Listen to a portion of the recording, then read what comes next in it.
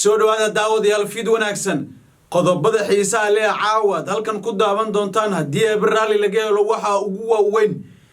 madaxweynaha dalka Djibouti Ismaaciil Cumar Geele ayaa ciidamo tiro badan waxa uu diray maamulka Gowan State ee beesha Ciise si ay qayb uga noqdaan dagaalka ay kula jiraan maamulka Soomaaliland iyo waliba sidoo kale maleeshiyada beesha Samron haddaba tiro intee leeg ayaa ciidamadan la soo gaarsiiyay maamulka Gowan State wan ku haya faahfaahinta xogtaasi sidoo kale qodobada kale ee xiisaha leh caawa dalkan ku daawan doontaan haddii ay barnaamij laga helo waxa ka mid noqonaya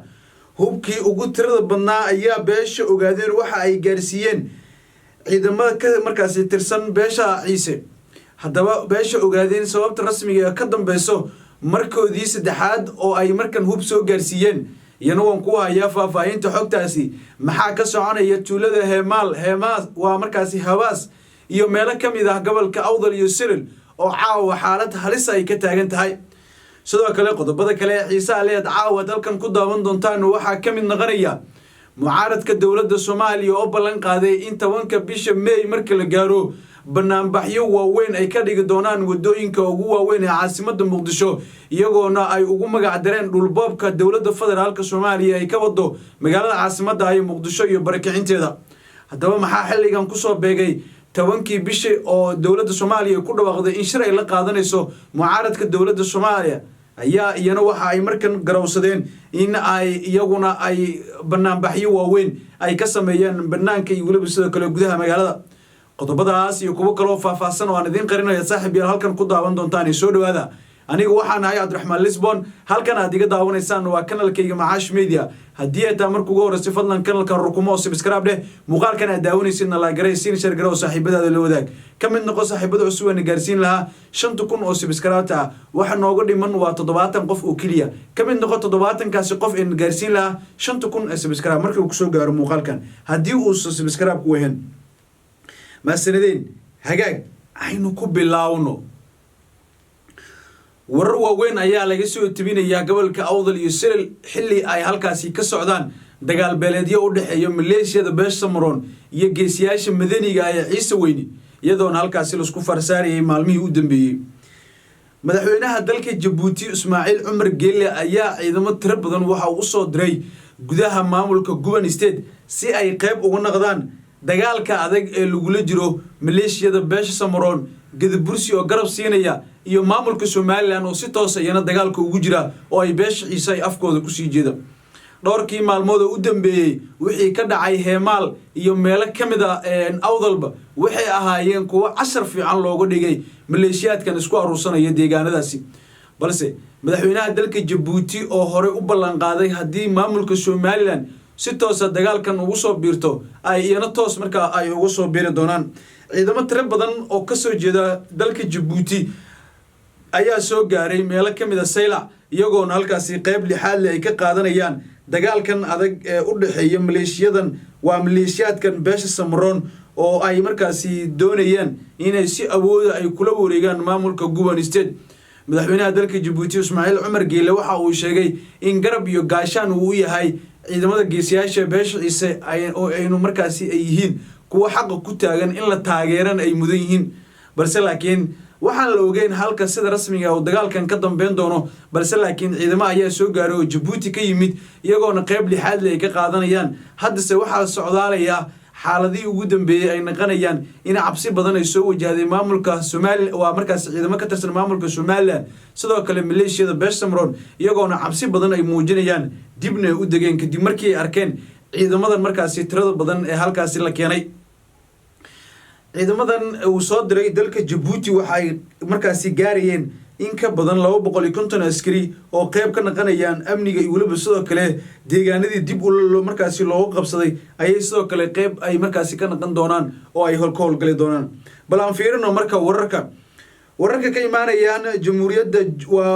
wararka ka imaanayaan jamhuuriyadda Djibouti ayaa sheegaya in madaxweyne Ismaaciil Cumar Geele uu ciidamo tiro badan oo u diray deegaanada markaasi lagu murusan yahay ee maamulka Gowan State halkaasi ay ku sugan yihiin xubno ka tirsan ciidamada geesiyaasha beesha Ciise oo si weyn gacanta uga haya talaabadan ayaa la sheegay in ay sii kordhisay xiisadda u dhaxaysa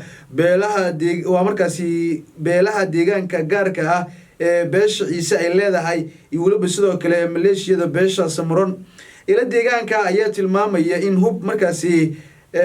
fara badan la gaarsiiyay beesha ciise dhowrkii maalmood ee u dambeeyay iyagoona deegaanada lagu hayo iyo weliba sidoo kale qaybo kamidaba ay ayaamihii u dambeeyay ka taagnaa khilaaf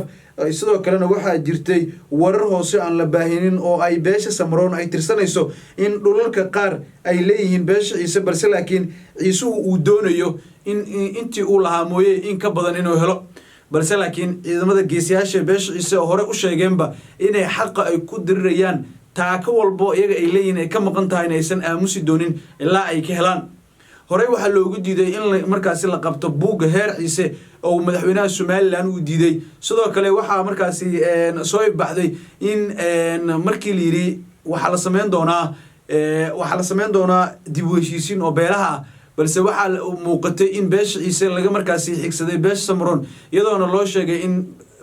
dhaxdhaxaad loo galayo balse laakiin ay noqotay arinkii mid hal dhinac markaas u janjeero balse geesiyaasha beesha ciise ayaa ka soo horjeestay ugaaska beesha ciise waxa uu sheegay inaysan raali keen wax walbo ay soo dhowaan maleeshiyada beesha Samaroon iyo weliba soo kale maamulka Somaliland ay diyaar u yihiin inay xabad uga adkaadaan ama looga adkaado waxa uu kale oo ka dhaxeeya ma jiro ayuu yiri ugaaska beesha ciise ugaas Mustafa Maxamed Ibrahim dhanka kalena hadii aan fiiriyana daawadayaal beel waxa markaasi hubkii ugu tirada badnaa ayaa beesha ogaadeen waxa ay markaasi farta ka saareen ciidamada geesiyaasha beesha ciise hub kala duwan oo markaasi dhawaangal ah oo waliba hubka noocyadiisa kala duwan ayaa ciidamadan tiro badan ee halkaasi la keenayay ay ugu deeqday markaasi beelweynta ogaadeen iyagoona markaa ay sheegeen inay diyaar u yihiin in hari haween ay garab istaagaan beesha ciise maadaama Somaliland ay ku gardarooday sidoo kalena beesha Samaroon ay iyagana maartay horay ula dagaalsaneed balse beesha ogaadeen ayaa markii saddexaad oo xiriir ah waxa ay siinayaan hubka noocyadiisa kala duwan isaanad military oo ay doonayaan inay ku garab istaagaan dadka walaalahooda ama beesha markaasi ciise beesha ciise weyne waxa waa beelo kamid ah aan agtooda lagu dhiman waana beel si weyn ay isku huweeyeen inay deegaanadooda dadkooda iyo weliba sidoo kale dhulkooda ay ilaashadaan tani waxay u muuqataa mid looga awood sheeganaya beesha markaasi ciise oo al rabay in markaasi awoodooda lagu wiiqo balse laakiin garab iyo gaashaan ay waxay ka helayaan beesha ogaadeen iyo weliba sidoo kale dawladda Djibouti oo garab weyn siinaya beesha ogaadeen ayaa markii saddexaad siisay gaadiidka dagaal ee nooca markaasi qoriga dhishiika ku xiran sidoo kale hubka noocyadiisa kala duwan iyo sabano iyo hoobiyaal loogu talgalay hadii xaalku isbedelo in lagu duqeeyo beesha Samaroon iyo weliba sidoo kale ciidamada maamulka Somaliland arintan ayaana cabsi badan iyo walaac ku abuurtay dadka deegaanka iyagoona hubkaasi tirada badan markii arkeen durba ay bilaabeen cabsi iyo barakac hoogan iyadoona ay xaalka uu hadda u yahay awdal iyo Sirelba meel aan lugta la saari karin oo maalmihii u dambeeyay dagaal beeleedis weyn markaas uu qarxay xaaladan ayaan loogeen halka ay sida rasmi ah ugu dambeyn doonto walow ay beelo kala duwan ay hadda doonayaan in ay dhanka kale ay u soo ruqaansadaan oo aan loogeen in dagaalkan cid markaas dhaxgali doonto hadii aan si dhaba loo wajihin qodobkeena ugu dambeeyana daawadayaal hadii aan fiiriyana mucaaradka dawladda Soomaaliya ayaa ballan qaaday in 10ka bisha May markii la gaaro ay weerar ay ku qaadi doonaan oo aan raadi barnaamijyo waaweyn ay dhigi doonaan iyadoona dawladda Soomaaliya ay sheegtay inaysan barnaamij la iska qabsan karin ilaa mooye in la soo wargeliyo dawladdu ay og tahay mooye balse laakiin mucaaradka ayaa durba xaqiijiyay ama markaasi bulshada Soomaaliyeed la wadaagay in hadii la gaaro 10ka bisha May oo ah muddaxileedka 5 maalin madaxweynaha uu ka harsan yahay in la qaban doono barnaamijyo waaweyn loogu soo horjeedo dhulboobka Xasan Sheekh Maxamuud uu koodo caasimadda Muqdisho Xasan Sheekh Maxamuud ayaa dhowrkii bilood waxa uu ka waday xaalufin iyo barakicin dadweynaha ku dhaqan magaalada Muqdisho iyadoona meelo markaasi oo ay dad shacab ay deganaayeen laga dumiyay haddaba hase yeeshee kuwii lahaa dhululka waa kuwii markaasi dawladda ay lahayd waaba la gartay laakiin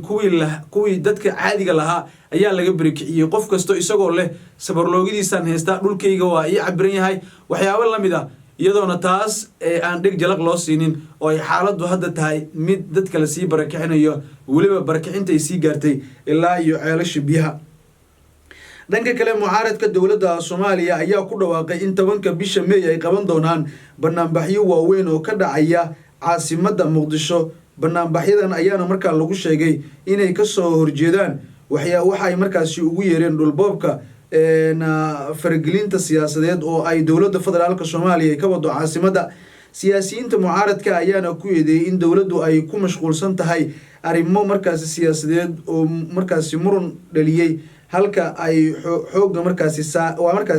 ay xoogga saari lahaayeen amniga dadka iyo waliba sidoo kale deegaanada, balse laakiin taa bedelkeeda waxa ay sameynayaan dhulboob iyo waliba sidoo kale waxa ay wadaan barakicinta iyo xaalufinta dadweynaha. daawadeel halkaas ayaan jeclahay inaan kusoo gabagabeeyo muuqaalkeen. haddii aad halkan nala soo gaartay waxaan kaa codsanayaa inaad page-ka soo follow gelisid oo muuqaalkan la garay siina share garay saaxiibadaada la wadaag oo ku meesantiin daawashada muuqaalkan ka mid noqo saaxiibada cusub ee na gaarsiin lahaa 5,000 oo subscribe ah 70 qof bis oo kaliya ayaa ka dhiman ka mid noqo saaxiibada na gaarsiin lahaa waa ku meesantiin daawashada.